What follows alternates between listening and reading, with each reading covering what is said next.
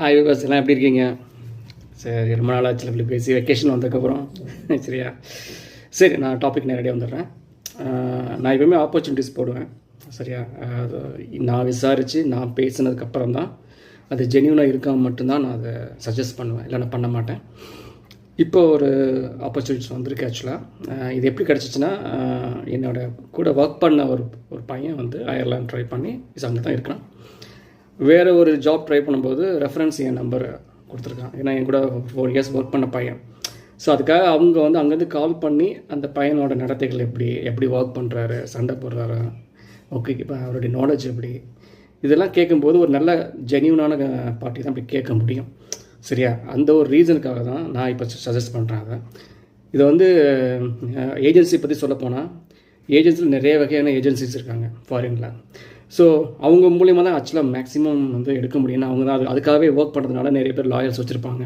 இந்த லாஸஸ் இருக்கும், rules and regulations அந்த கண்ட்ரிக்கு, அதை கரெக்டாக அதை அப்ளை பண்ணணும், ஃபார்மை கரெக்டாக ஃபில் பண்ணணும். பட் ஜென்யூன் பார்த்தீங்கன்னா குக்ஸ் லெவலில், சிடிபி லெவலில் எடுக்கிறது எல்லாத்துக்குமே நிறைய ஃப்ரீ ரெக்ரூட்மெண்ட் தான். விசா ஃபீஸஸ்லாம் அவ்வளோவா வராது. பார்த்தா 5 லட்சங்கிறாங்க, 8 லட்சங்கிறாங்க, 10 லட்சங்கிறாங்க. எனக்கு எல்லாம் ஆச்சரியமாக இருக்குது. சரி, நானும் கனடா போயிட்டு வந்திருக்கேன் என் ஃப்ரெண்டு ஹெல்ப் பண்ணி மூலமாக. ஸோ இந்த மாதிரி ஒரு ஓனர்ஸ் இருக்கும்போது, நல்ல ஓனர்ஸ் இருக்கும்போது அவங்க நல்ல குக்ஸ் கிடைக்கிற பட்சத்தில் அவங்க வந்து காசு வாங்க மாட்டாங்க. இது எந்த கேட்டகரியில் போகணும்னு தெரியாது. இப்போ நான் இந்த வீடியோ முடிவில் நான் அந்த லிங்க் கொடுக்குறேன், இல்லை அந்த ஃபோட்டோஸ் காட்டுறேன். அதில் நீங்கள் கால் பண்ணி டேரெக்டாக வாட்ஸ்அப் காலில் பேசலாம்.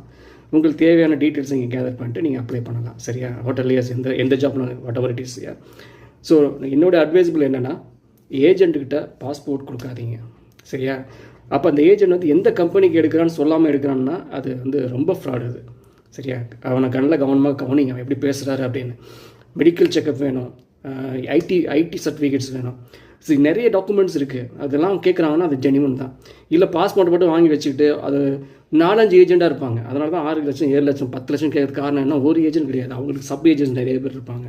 ஸோ இது எல்லாம் வெரிஃபை பண்ணதுக்கப்புறம் தான் இல்லீகலாக இருக்க பட்சத்தில் கேட்பாங்க. சார் இது இல்லீகலாக கூட இருக்கலாம், எந்த ஜாப் கூட நீங்கள் ஓகேன்னு சொல்லியிருப்பீங்க. ஸோ அதெல்லாம் கேர்ஃபுல்லாக டீல் பண்ணுங்கள். சரியா? இதெல்லாம் அவேர்னஸ்க்காக சொல்கிறது தான். எதுனா இப்போலாம் முன்னாடிலாம் கூகுள் பண்ணி பார்த்துடல, இப்போலாம் கூகுள் பண்ணி பார்த்துடலாம், அந்த எந்த கம்பெனி எங்கே இருக்குது என்னன்னு கண்டுபிடிச்சிடலாம்.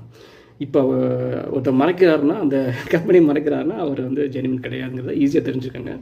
ப்ரிப்பேர் பண்ணுங்கள். இன்டர்வியூ கேட்பாங்க, கிளைண்ட் இன்டர்வியூஸ் வருவாங்க. ஸோ அவங்களுக்குலாம் நீங்கள் ப்ரிப்பேர் ஆகணும். நீங்கள் என்ன ஜாப் இருக்கீங்கன்னு அவங்க இன்டர்வியூ பண்ணி தானே எடுக்கிறாங்க. அதுதான் ஒரிஜினாலிட்டி. ஹேவ் அ நைஸ் டே. இன்னும் நிறைய டீட்டெயில்ஸ் வேணுன்னா மெசேஜ் பண்ணுங்கள், கமெண்ட்ஸில் போடுங்க, நான் ரிப்ளை பண்ணுறேன். Have a nice day. God plus.